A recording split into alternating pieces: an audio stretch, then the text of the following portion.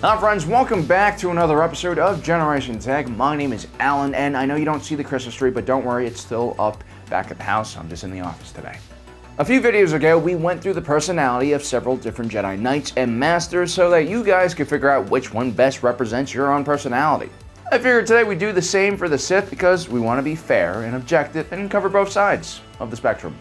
Although at first glance they all might seem like murderous scumbags, that's just a generalization and doesn't take into account that all these Sith are individuals and should be treasured for the unique and precious unicorns that they are.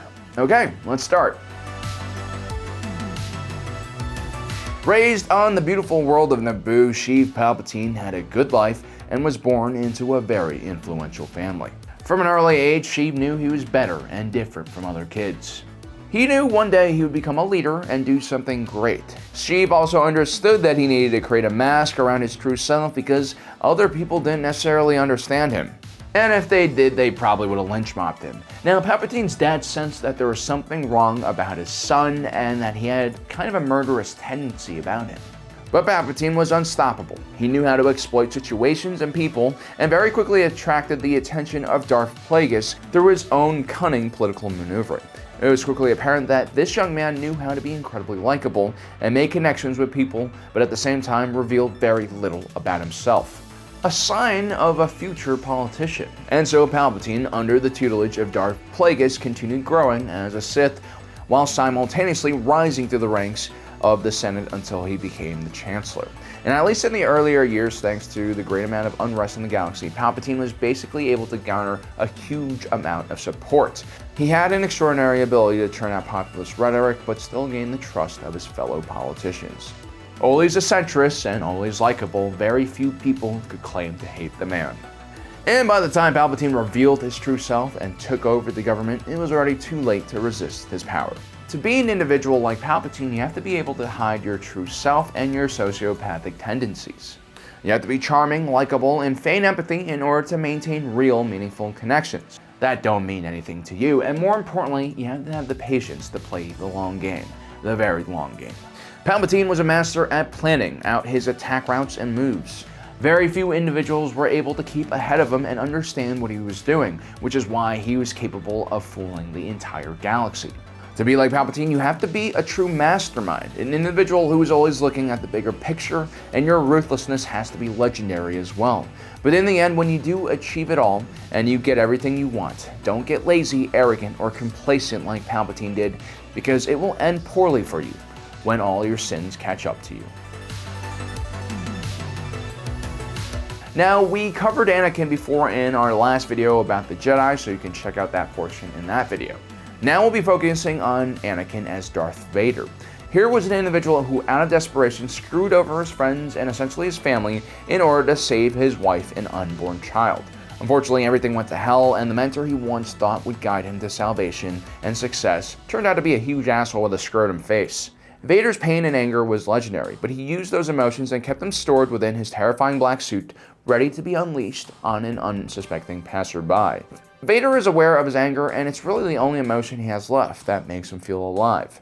But even then, he's a hollowed out individual inside.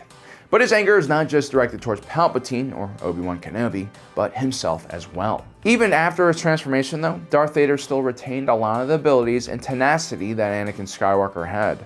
He was still an exceptionally talented individual, very tough and very hard to kill.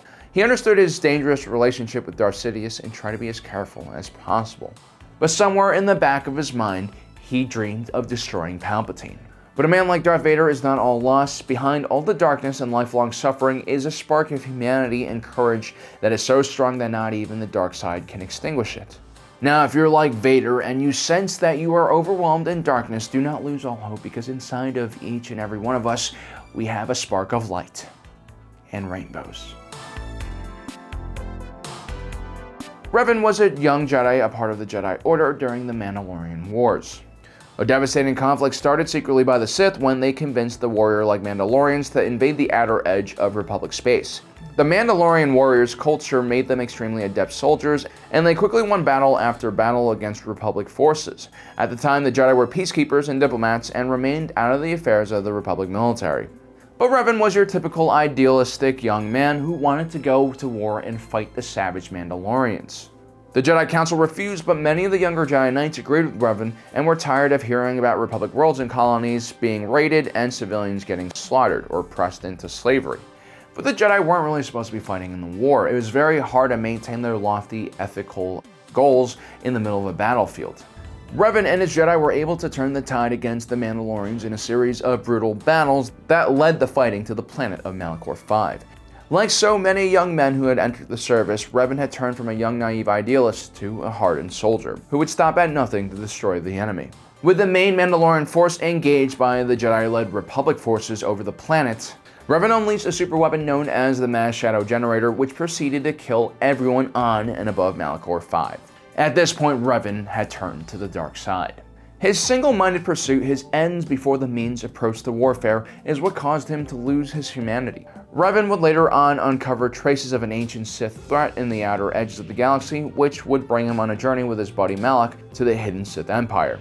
Again, Revan is driven by his desire to protect the Republic from a great evil, although by this point he had failed to recognize what he had become. Now, if you're a Jedi or Sith like Revan, it's probably a good idea to keep a journal and write your thoughts down every few days or so, because it's interesting to go back in time to see how much you've developed as an individual. I've read things that I've written 5 years ago, and I'm really surprised at how I used to think back then. The point is, for an individual like Revan, sometimes you're too close to the situation, too driven and too focused on a goal to realize that you as an individual have lost your way. Eventually, Revan would return to the Republic and wreak havoc over his former friends and colleagues. Revan would bring the Republic to its knees, and he would also become the very monster he was defending the Republic from, initially. But at the 11th hour, a Jedi by the name of Bastila Shan defeats Revan, but at the same time establishes a connection with him. Revan's memory is wiped out by the Jedi Order, and he begins anew. And this time, he redeems himself with the help of his newfound love. A piece of advice for all you people out there who are like Revan: if you ever do find a Bastila Shan, hold on to her tight, because you'll be surprised how much a good woman can keep you out of trouble and maybe even save your life. Ultimately, there's something about our character and personality that's embedded into our DNA. With Revan, it was a natural desire to help and do good things, and when guided and surrounded by the right people, he was able to do genuinely amazing and great things. Darth Maul has one of the more interesting backstories in Star Wars. As a Malzahric Knight brother from Dathomir, he was a part of a strange society dominated by Dathomir witches known as Night Sisters. The Night Sisters were far more powerful in the Force than the Night Brothers and would groom the Night Brothers for service and breeding. Which actually doesn't really sound that bad for a guy. I mean, imagine if you didn't really have to work to get laid, you were just chosen. Maul was a special individual because he was the son of the Dathmari lead witch, Mother Talzin. This means he was extraordinarily powerful in the Force. Now, Maul was given to Palpatine at a young age, and for most of his childhood and teenage years, he was trained in isolation and secrecy to become a Sith assassin. Maul turned into one of the deadliest duelists in the galaxy and was able to defeat the formidable Qui-Gon Jinn, but his arrogance led him to his downfall when he let his guard down against Obi-Wan Kenobi, who cut him in half. So if you were raised with a lot of strong female role models, or you were raised with a lot of strong women around you, and then you focused your entire life to be good at one thing, and then when you finally got good at that one thing, you got severely injured, well, you're kind of like Maul. Now, Maul's injury would have killed a lesser man, but through sheer anger and perseverance, he was somehow able to survive, although he did go a bit crazy in his darkest moments. He would ultimately be broken and existed only to exact his revenge against his hated foe Obi-Wan Kenobi, who took everything away from him. In the end, his journey for revenge helped him achieve some greatness. For a time, he ruled over the entire criminal underworld in the Star Wars galaxy, was the King of Mandalore, and also the leader of Crimson Dawn. Ultimately, if your entire life is about revenge, it won't be a very fulfilling life. And if you're like Maul at all, hopefully you'll learn this before it's too late.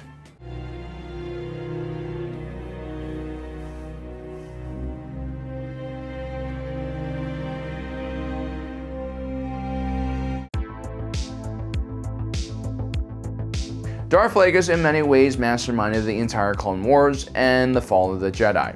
In my opinion, he was as important as the founder of the Rule of Two, Darth Bane, and his apprentice, who struck the final blow, Darth Sidious. What separated Darth Plagueis from your stereotypical bloodthirsty Sith Lord was that he was a man of science and reason. This could have been because of his cultural background. The mutants were very smart and rational, and most of them were in one way or another working in the financial sector. By combining science and the dark side of the Force, Plagueis was able to shatter a lot of the mythology that surrounded the Sith culture and recover much of the lost knowledge the sect had gathered in the past. Through his tireless research, he was able to eventually figure out the connection between midichlorians and life, and the accumulation of his life work resulted in him being able to create life out of nothing more than the Force. In a way, his manipulation of the Force actually led to the creation of Anakin Skywalker, so he's kind of like his dad. And as careful and methodical as Darth Sidious was, he learned it all from Plagueis. Here was a Sith who didn't just run around the galaxy killing people and causing chaos, which was something that was quite common amongst the Sith and actually destroyed the Order several times in history. Darth Plagueis is what you would call a very functional sociopath, and he was able to live a double life as a very powerful power broker and fun manager. Ultimately though, as someone who is like Plagueis, your greatest weakness is your obsession with not dying, one that might consume your every waking hour if not controlled. So there you have it, those are some profiles of different Sith Lords and their personalities. Let me know which one relates to you the most. And as usual, don't forget to subscribe, hit that notification button. Thanks for joining us today. If you're watching this, you are Generation Tech.